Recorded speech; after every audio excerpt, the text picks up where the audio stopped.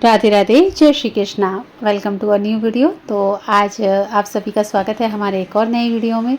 तो आज पता ही है जैसे कि आपको अधिक मास जो है वो शुरू हो चुके हैं और अधिक मास का आज दूसरा दिन है। और दूसरे दिन पर जो हमारी दिनचर्या थी सुबह की मॉर्निंग की, वो मैं आपके साथ शेयर करने जा रही हूँ। तो देखिए, सुबह मतलब घर की जो साफ़ सफाई थी वो सब करने के बाद में नहा तो ली थी मैं। नहाने के बाद में फिर मतलब थोड़ा मोटा जो अपना रूटीन होता है स्किन केयर वगैरह का और थोड़ा बहुत श्रृंगार का, वो करना बाकी था।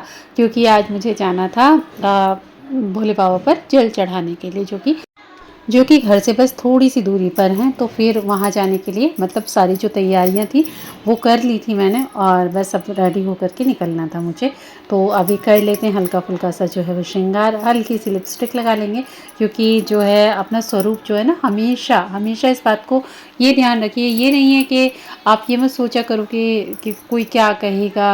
अगर आपको भगवान ने श्रृंगार दिया है तो उस चीज़ को आपको करना चाहिए, अवश्य से करना चाहिए और अच्छे से हमेशा रहना चाहिए। अगर आप हमेशा अच्छे से साफ़ सुथरे रहते हैं तो उससे क्या होता है कि उससे माँ लक्ष्मी जो है अत्यंत प्रसन्न होती हैं। उनको जो घर में गंदे रहते हैं लोग या फिर नहीं साफ़ सुथरे रहते, तो उनसे जो होती है ना माँ लक्ष्मी, हमेशा अप्रसन्न रहती हैं। अलक्ष्मी का वास जिसे कहते हैं कि वो हो जाता है घर में। परंतु जब आप नित्य समय से नहाना धोना और साफ़ सफाई आपकी और नित्य आप अपने आप को भी, क्योंकि हम क्या हैं, हम ईश्वर का अंश ही तो हैं।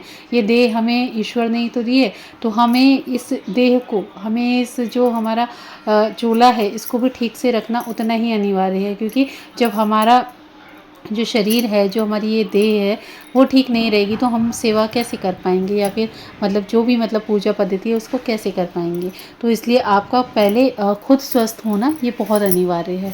तो देखो, अभी मतलब हम लोग निकलने वाले थे, तो अभी मैंने मतलब ओवरऑल जो थे बाल वगैरह भी बांध लिए थे। क्योंकि गर्मी काफ़ी ज़्यादा हो रखी है और बाल सूख जाते हैं और उसके बाद में अगर आपके बाल खुले हों तो बहुत ज़्यादा गर्मी लगती है। तो चलो, अभी हम रेडी हो चुके हैं। आपको मतलब मेरा जो लुक है वो कैसा लग रहा है ज़रूर से कमेंट में बताया ना।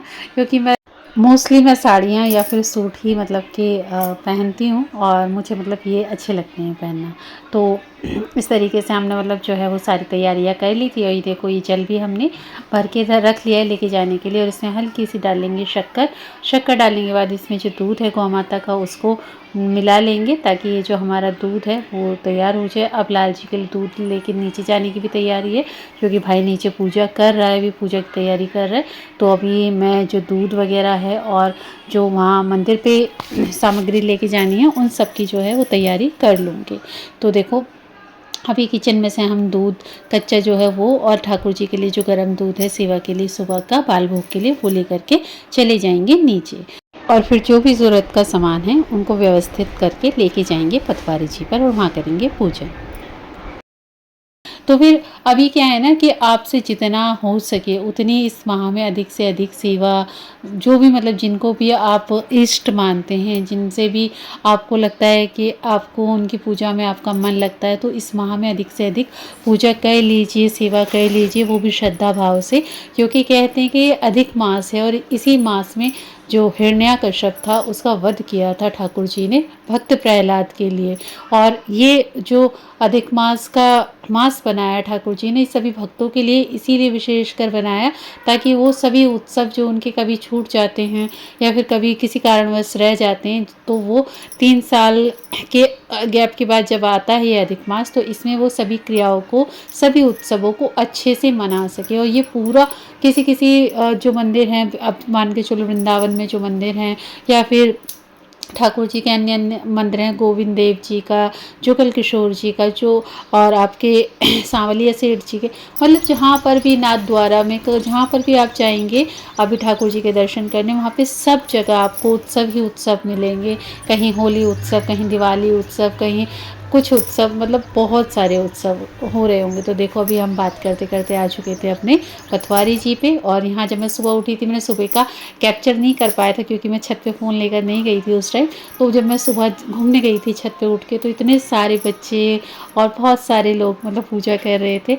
तो मुझे फिर मैं जल्दी जल्दी, क्योंकि मुझे भी आना था और मैंने भी मन में सोचा है कि मैं भी पूरे माह भोले बाबा पे अब जल अर्पित करने के लिए जाऊँगी इस अधिक मास में। क्योंकि घर पे तो हम नित्य पूजा करते ही हैं, बट अधिक मास है तो हमें भी थोड़ी सी अपनी जो पूजा है उसको अधिक करना होगा और करना भी चाहिए, क्योंकि जब हम आप हर चीज़ की अधिक आशा रखते हैं तो आपको भक्ति के लिए, सेवा के लिए भी थोड़ी सी अधिक जो है प्रयास करने चाहिए। तो इस तरीके से फिर मैं पूजा जो थी वो करके आ गई थी वहाँ से। और वहाँ पे पूजा करके आने के बाद में फिर लाल जी की आरती की, और लाल जी को दूध का जो प्रसादी था वो तो मैं भोग रख गई थी लाल जी के समक्ष, और भोग रख के जाने के बाद में आरती हो चुकी थी। आरती होने के बाद में फिर हमने उतारी लाला की नज़र। लाला की नज़र उतारने के बाद फिर उनको जो दर्पण दिखाना होता है, क्योंकि दर्पण दिखाना बहुत अनिवार्य है, और आप भी नित्य दर्पण ज़रूर से दिखाया करो ठाकुर जी को, वो बहुत प्रसन्न होते हैं अपना श्रृंगार जब देखते हैं।